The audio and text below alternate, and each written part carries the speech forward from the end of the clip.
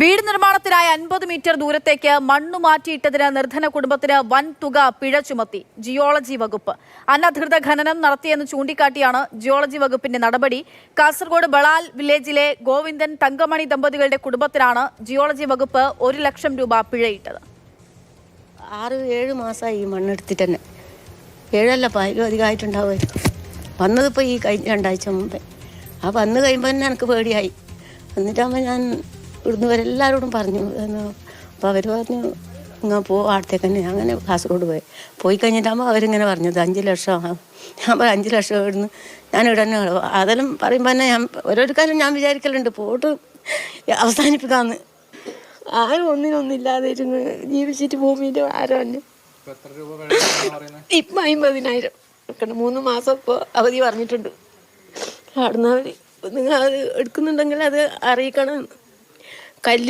മണ്ണിനേക്കാളും ബുദ്ധിമുട്ട് കല്ലിനാന്ന് പൈസ ആണ്. അതൊന്നും നിങ്ങൾക്ക് അറിയില്ലേന്നാണെന്ന് ചോദിച്ചത്. കല്ല് നമ്മളെ സ്വത്താണ്. അവരെ സംബന്ധിച്ചിടത്തോളം നല്ലൊരു വീട് കെട്ടാനുള്ള സ്ഥലമില്ലാത്തത് കൊണ്ട് ഒരു 8 സെൻറ്റ് സ്ഥലം ഈ റോഡിൻ്റെ തൊട്ടപ്പുറത്ത് അവർ വില കൊടുത്ത് വാങ്ങി. ആ വില കൊടുക്കാൻ വേണ്ടി അവർ കെട്ടുതാലി ഉൾപ്പെടെ പണയം വിൽക്കുകയും ചെയ്തിട്ടാണ് ആ സാമ്പത്തികം കണ്ടെത്തിയത്.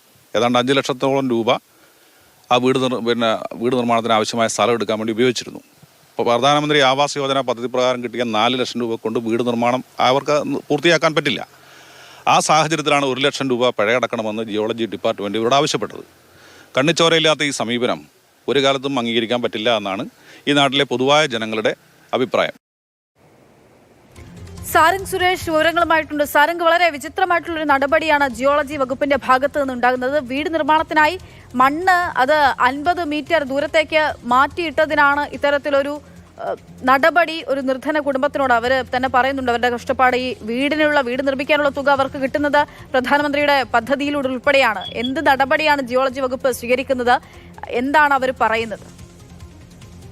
അക്ഷയ, ഏറെക്കാലം ബളാൽ പഞ്ചായത്ത് ഓഫീസിന് സമീപം ഒറ്റമുറി വാടക വീട്ടിലായിരുന്നു ഈ ഗോവിന്ദൻ എന്ന് പറയുന്ന ആളും അതോടൊപ്പം തന്നെ തങ്കമണിയും താമസിച്ചിരുന്നത്. അവർ ചായക്കട നടത്തി കിട്ടുന്ന തുച്ഛമായ വരുമാനം കൂട്ടിവെച്ചാണ് ഇപ്പോൾ ഇത്തരത്തിലൊരു സ്ഥലം വാങ്ങിയത്. അതിനുശേഷമാണ് അവർക്ക് PMAY പദ്ധതി പ്രകാരം ഒരു വീട് ലഭിക്കുന്നത്. അതിന്റെ നിർമ്മാണവുമായി ബന്ധപ്പെട്ടാണ് ഇത്തരത്തിൽ അവിടെ അവരുടെ സ്വന്തം പറമ്പിലുണ്ടായിരുന്ന മണ്ണ് 50 മീറ്റർ ദൂരത്തേക്കും ചെറിയ മണ്ണുമാന്തി യന്ത്രം ഉപയോഗിച്ച് നീക്കിയത്. അതിനെ തുടർന്നാണ് ഇത്തരത്തിൽ പ്രാദേശികമായി ഒരു പരാതി ലഭിച്ചു എന്നതാണ് ജിയോളജി വകുപ്പിന്റെ ഭാഗത്ത് നിന്ന് ലഭിക്കുന്ന വിശദീകരണം. ഇതേ തുടർന്ന് ആദ്യഘട്ടത്തിൽ അവർ ഒരു കാരണം കാണിക്കൽ നോട്ടീസ് അയച്ചിരുന്നു.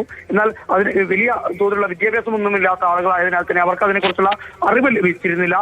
അതിന് തൊട്ടു പിന്നാലെയാണ് ഇത്തരത്തിൽ 1 ലക്ഷം രൂപ, കാരണം അത്രത്തോളം വലിയ ഒരു തുകയുടെ ഒരു പിഴ അടയ്ക്കണമെന്നുള്ള ഒരു നോട്ടീസ് ഈ കുടുംബത്തെ തേടിയെത്തിയത്.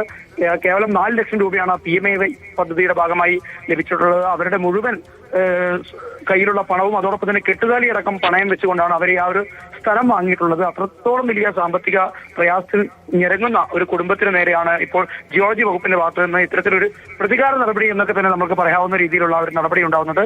കാസർഗോഡ് ജില്ലയിൽ തന്നെ ഏറ്റവും കൂടുതൽ വ്യാപകമായി അനധികൃത ക്വാറികളും അതോടൊപ്പം തന്നെ മണ്ണ് മാഫിയയും പ്രവർത്തിക്കുന്ന ഒരു പ്രദേശം കൂടിയാണ് ബളാൽ പഞ്ചായത്ത് എന്ന് പറയുന്ന ആ ഒരു ബളാൽ പഞ്ചായത്തിലെ വിവിധ മേഖലകൾ. എന്നാൽ അത്തരത്തിലുള്ള ഭീമൻ മാഫിയകൾക്കെതിരെ യാതൊരു തരത്തിലുള്ള പ്രതികരണം ഉണ്ടാവാത്ത ജിയോളജി വകുപ്പിന്റെ ഭാഗത്ത് നിന്നാണ് ഈ പട്ടിണി പാവങ്ങൾക്ക് നേരെ ഇത്തരത്തിലുള്ള ഒരു നടപടി ഉണ്ടായിരിക്കുന്നത്. അക്ഷയ, തീർച്ചയായിട്ടും അത് തന്നെയാണ് ഏറ്റവും പ്രധാനമായിട്ടുള്ള കാര്യം. മണ്ണു മാഫിയകൾ വലിയ തോതിൽ തന്നെ വാഴുന്ന ഒരു നാട്ടിൽ, അതുപോലെ തന്നെ മറ്റ് കൊമ്പന്മാരും മറ്റു തരത്തിലുള്ള പിടിപാടുള്ള ആളുകളൊക്കെ എന്ത് ചെയ്താലും അനങ്ങാത്ത ജിയോളജി വകുപ്പാണ്. ഈ വളരെ പാവപ്പെട്ട PMAY വഴി കിട്ടുന്ന ഒരു വീട് അത് കെട്ടിപ്പോക്കാൻ ശ്രമിക്കുന്ന ഒരു നിർധന കുടുംബത്തോട് ഇത്തരത്തിലുള്ള ഒരു ക്രൂര നടപടി സ്വീകരിക്കുന്നത് എന്നുള്ളതാണ്. തിരുത്തുമെന്ന് നമുക്ക് പ്രതീക്ഷിക്കാം.